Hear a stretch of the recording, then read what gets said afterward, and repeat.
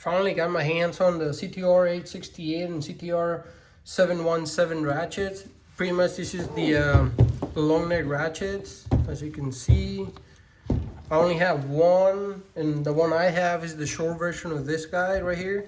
And it finally gave out, so I had to send it into Snap-on. I'll be making a video on that one when it comes back from Snap-on and see what they did to it. But pretty much finally got my hands on these. I've been using it for a couple weeks and they work pretty good. I do like them. And this one's got a lot of torque. This one's the high torque and everything. I'll be making videos on these things later. And they are pretty expensive. That's the reason why I just got them.